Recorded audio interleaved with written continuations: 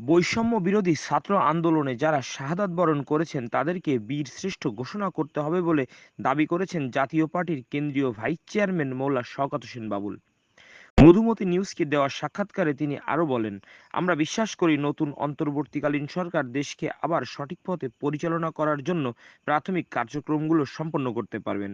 এ সময় তিনি অন্তর্বর্তীকালীন সরকারকে স্বাগত ও আন্তরিক শুভেচ্ছা জানান। বর্তমান যে অন্তর্বর্তীকালীন সরকারের যে উপদেষ্টা মণ্ডলী আছেন তাদের সম্পর্কে আসলে মন্তব্য করার মতো কোনো বিষয় নাই। কারণ যারা এখানে আছেন এনরা প্রত্যেকটা মানুষই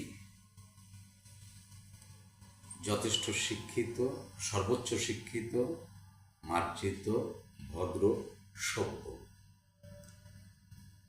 এবং উপদেষ্টা মণ্ডলীর যে প্রধান আছে, প্রধান উপদেষ্টা, তার সম্পর্কে মন্তব্য করার মতো দুঃসাহস আমার নাই। কারণ হলো উনি এমন একজন এত উচ্চতার একজন মানুষ যে ওনার লেভেলের মানুষ সারা পৃথিবীতে আছে মাত্র 7 জন, আর দ্বিতীয় পর্যায়ে এসে আছে 12 জন।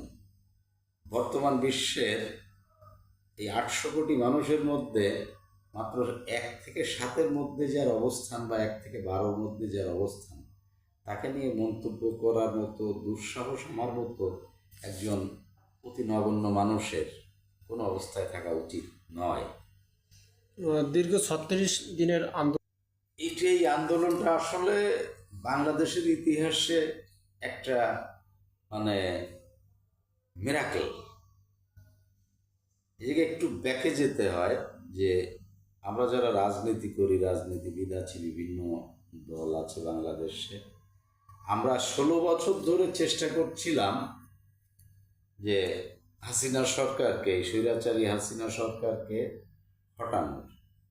তা আমরা বারবার ব্যর্থ হয়েছি এবং আমরা যতবার আন্দোলন সংগ্রামে নেমেছি আমরা একটা ব্যর্থতা নিয়ে ঘরে উঠে গেছি। কোনো অবস্থায় 16 বছরে আমরা কিন্তু কম চেষ্টা করিনি, বহুবার চেষ্টা করেছি, প্রতি বছর চেষ্টা করেছি, কিন্তু কোনো অবস্থাতেই আমরা কোনো কুলকিনারা করতে পারছিলাম না।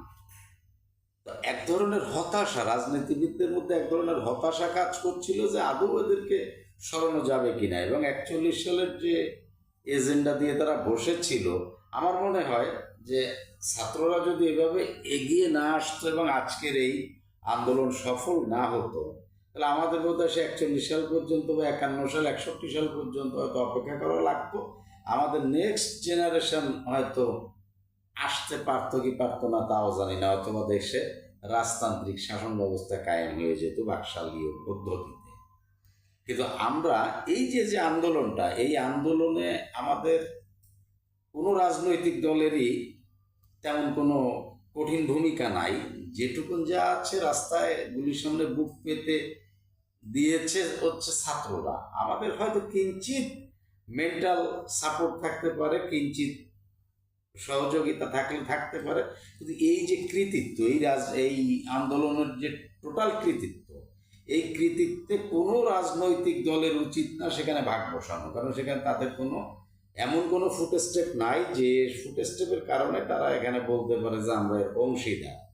এই কৃতিত্বের 70% মালিকানা ছাত্ররা, এবং তাদের এই কৃতিত্ব তাদেরকে দিয়েই আমাদের সন্তুষ্ট থাকা উচিত এবং আমাদের মনে করা উচিত, গর্ব করা উচিত যে আমাদের সন্তানরা এই বীর সেনানী, এদেশের ছাত্র সমাজ এই বীর সেনানীরা আমাদের সন্তান, আমাদের ছোট ভাই বোন।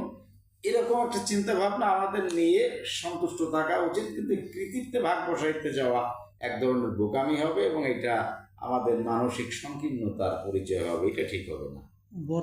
না, বর্তমান রাজনৈতিক দলের কর্মকাণ্ড যা হওয়া উচিত ছিল, আমার পার্সোনাল অবজারভেশন এবং পার্সোনাল অপিনিয়ন, সেটা হচ্ছে না। আমরা সবচেয়ে বড় ব্যাপার হচ্ছে কি যে বিষয়টা, সেটা হলো এই যে রাজপথে যে সমস্ত ছাত্র ছাত্রীরা আন্দোলনে রত ছিলেন, তারা যারা শহীদ হয়েছেন তাদের রক্ত এখনো মাটি থেকে শুকায়নি। লাশের গন্ধ বাতাস থেকে এখনো মিশে যায়নি।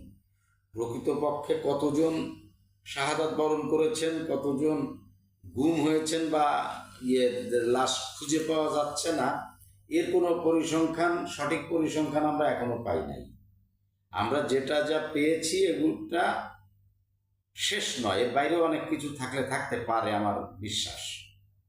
তো এখনই আমরা সেগুলি বাদ দিয়ে অনেক ব্যাপারে আমরা খুব লম্পঝম্প নাচ নাগানা শুরু করে দিলাম। বিষয়টা কেমন হলো?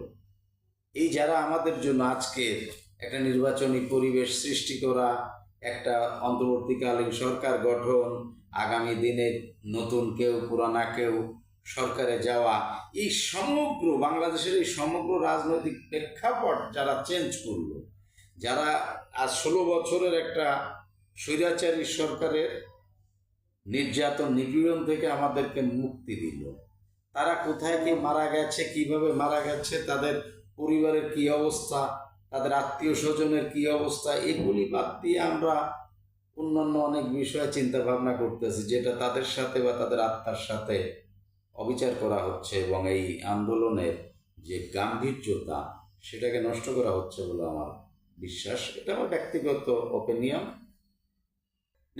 নির্বাচন হবে, একটা গণতান্ত্রিক দেশ, গণতান্ত্রিক পদ্ধতি চালু রাখার জন্য নির্বাচনের কোনো বিকল্প নেই, নিঃসন্দেহে সত্য কথা, এবং এটা হতেও হবে।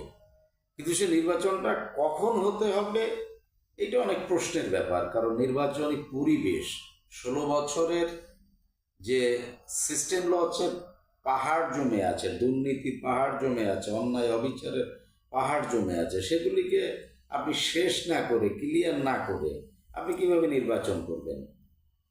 নির্বাচনের তো ওভাবে কোনো সুনির্দিষ্ট সময় বেঁধে দেওয়া মুশকিল। আর দ্বিতীয় ব্যাপার হচ্ছে যে এই ছাত্ররা যারা শাহাদাত বরণ করেছে তাদেরকে বীরশ্রেষ্ঠ ঘোষণা করতে হবে, তার যারা পঙ্গু হয়ে আছে তাদেরকে বীর ঘোষণা করতে হবে, যারা এই আন্দোলন সংগ্রামে প্রথম থেকে শুরু থেকে আজ পর্যন্ত মাঠে আছে তাদেরকে জাতীয় বীর ঘোষণা করতে হবে। এবং 1971-এর স্বাধীনতা যুদ্ধে যারা অংশগ্রহণ করেছিল সেই মুক্তিযোদ্ধারা যে ধরনের সুযোগ সুবিধা রাষ্ট্র থেকে ভোগ করছে, যারা শহীদ হয়েছে তাদের পরিবারদেরকে আজীবন সেই সমস্ত সুযোগ সুবিধা দিতে হবে। যারা পঙ্গুত্ব বরণ করেছে, অসুস্থতা বা কোনো অঙ্গ হারিয়েছেন, তাদেরকেও সেই সুযোগ সুবিধাগুলি দিতে হবে। এবং আমার বর্তমান সরকারের কাছে একটা বিশেষ অনুরোধ যে ইতিহাস, আমাদের দেশে ইতিহাস চুরি হয়, ইতিহাস বিকৃত হয়, এটা আমাদের একটা দীর্ঘকালের অভ্যাস। তো এই আন্দোলনের ইতিহাসটা যেন কোনো অবস্থাতে বিকৃত না হয়, এর পূর্ণাঙ্গ অ্যাসুরেন্সটা আমরা চাচ্ছি। আর সেটার জন্য এখনই আমার মনে হয় যে বিভিন্ন ইউনিভার্সিটির ইতিহাস বিভাগের কিছু শিক্ষকদের সমন্বয়ে একটা কমিটি করে এই আন্দোলনের মূল ইতিহাসটা এবং শুরু থেকে শেষ পর্যন্ত ইতিহাসটা, একটা সঠিক ইতিহাস প্রণয়ন করতে হবে জাতির জন্য। কারণ এত বড় ঘটনা, আমরা এত বড় বড় রাজনৈতিক দল, এত জনগণ আমাদের, এত সমর্থন আমাদের, আমরা 16টা বছর ধরে চেষ্টা করে আমরা যেটা পারিনি, আমাদেরই সন্তান, আমাদেরই ছোট ভাই বোন, তারা রাস্তায় নেমে মাত্র 7 দিনের একটা আলটিমেটামে তারা এত বড় স্বৈরাচারকে দেশ ছাড়া করে ফেলছে। এটাকে ছোট করে দেখলে হবে না। একে আমরা বিভিন্ন সময় আন্দোলনে দেখেছি, যখনই আমরা পুলিশ দেখে দৌড়ে আমরা বাড়ি উঠছি, আর এরা রাস্তায় ডাইরেক্ট পুলিশের সামনে বুক পেতে দিয়েছে গুলি করো আমার বুকে, এই জাতির মুক্তির জন্য। এত বড় আত্মত্যাগ আমি আমার লাইফে দেখি নাই, অনেক বড় আত্মত্যাগ। এটা মানে এইভাবে আলোচনা করে এর কোনো সমাধানে আসে। অন্তর্বর্তীকালীন সরকারের কাছে আমাদের প্রত্যাশা যেটা, যে বর্তমান দেশের সামগ্রিক অবস্থা অত্যন্ত নাজুক, তো অনতিবিলম্বে আমাদের এই আইন শৃঙ্খলার উন্নয়ন দরকার। আমরা প্রায় দেখে থাকছি যে রাতের বেলায় মানুষ প্রচণ্ড অসহায়ত্ব বরণ করে তারা টিকে আছে, তাদের নানা ধরনের ভয় ভীতি কাজ করছে এবং বিভিন্ন সময় দেখছি, যেমন ঢাকাতে সেদিন দেখলাম, পরশুদিনই বোধ হয়, যে উত্তরাতে একযোগে ডাকাতি হচ্ছে, বিভিন্ন জায়গায় ডাকাতরা আসছে, তাদের ভিতর থেকে অনেককে ধরছে। আমি বুঝি না যে হঠাৎ করে এই ডাকাত বাহিনীদের এত তৎপরতা বেড়ে গেল কিভাবে, এরা কারা, কোত্থেকে এরা আসলো বুঝি নাই। ছাত্ররা সারা রাত ধরে রাস্তা পাহারা দিচ্ছে, ওদিন হঠাৎ করে পরশু দিনই রাতে, যেদিন উত্তরাতে ডাকাতি হচ্ছিল 11 নম্বর সেক্টরে 9 নম্বর রোড থেকে একটা দেখলাম, লাইভ প্রোগ্রাম দেখলাম, মহিলা খুব আকুতি মিনতি করতেছে। তো সেখানে সেনাবাহিনীর অনেক নাম্বারে নাকি সে ফোন করছেন, কিন্তু সে নাম্বারগুলো ইনঅ্যাক্টিভ। তো এখানে আমার মনে হয় যে পরবর্তীতে জনগণ আসছে এবং সেনাবাহিনীও আসছে, পুলিশ আবার সেনাবাহিনী আসছে, এসে ডাকাতদেরকে ধরছে। ওই সময় 3:30টার দিকে আমি একটা ফোন পেলাম যে নিউ মার্কেট শিববাড়িতে নাকি ডাকাত ঢুকছে। তা আমি ওই যে দেখেন একটা মাইক ওই যে আছে, হ্যান্ড মাইক, ওই মাইকটা সবসময় অ্যাক্টিভ করা থাকে হুইসেল মোডে, যে যদি এরকম কিছু অন্তত পারি না পারি তো হুইসেল বাজায় জনগণের তো জাগায় দেওয়া যাবে, অলওয়েজ ওই হ্যান্ড মাইকটা রেডি আছে। তো যাই হোক, এখন ওই সময় আমি ফোন করলাম এই ছাত্র আন্দোলনের কিছু ছোটোখাটো নেতা যারা এই আশেপাশে বাসা বাড়ি, একজনকে ফোন করলাম, ফোন করলে সে ফোনটা ধরলো, ধরে আমি তাকে বললাম যে সাস অ্যান্ড সাস পজিশন, এখন কী ব্যাপার একটু খোঁজ খবর নেওয়া যায়, তোমরা কি শিববাড়ি ডিউটিতে আছো? তো বললো যে আজকে আমাদের ডিউটি নেই, অন্য গ্রুপ আছে, তবে আমি এখনই খবর নিচ্ছি। 5 মিনিটের মধ্যে টের পাইলাম যে 5 থেকে 7 মিনিট যে শিববাড়ি মোড়ে অনেকগুলি মোটর সাইকেল এসে জমা হলো। আমার মনে হয় যে ইউনিভার্সিটির দিকের থেকে বোধহয় ছাত্র নেতারা আসছে। একটু পরে দেখি আমাদের এই রোডে মানে বাঁশি হুইসেল চলতেছে এবং বিভিন্ন মসজিদের মাইক থেকে কিছু ঘোষণা করা হচ্ছে, যেটা স্পষ্ট শুনতে পাচ্ছি না। তা এই যে ছাত্রদের যে ভূমিকা, এই ভূমিকার সাথে রাজনৈতিক নেতৃবৃন্দ ভূমিকা মিলাইতে পারে নাই। আমাদের উচিত ছিল সারা দেশব্যাপী সকল রাজনৈতিক দলের সমন্বয় হোক বা আলাদা আলাদাভাবে হোক একটা হেল্প ডেস্ক করা। ছাত্ররা যেমন রাত্রে রাস্তায় নেমে আমাদেরকে পাহারা দিচ্ছে, রাজনৈতিক নেতাদের বা কর্মীদের কাজটা কি? আমাদের উচিত ছিল তাদের সাথে কাঁধে কাঁধ মিলায় এরকম পাহারা বসানো বা মানুষের সহযোগিতার জন্য যত ধরনের সুযোগ সুবিধা দেওয়া যায় এগুলি করা। আমাদের লাখ লাখ হাজারে হাজার কর্মী বাহিনী, এগুলোকে আমরা কাজে লাগাচ্ছি না কেন? মানুষ রাত্রে কেন অসহায় জীবনযাপন করছে? এই কিছু ছাত্র বা যারা স্কুল কলেজের ইউনিভার্সিটির ছাত্র, এরা এত দায় কেন এদের পড়েছে? এদের কাঁধে আমরা এত দায় কেন চাপাচ্ছি?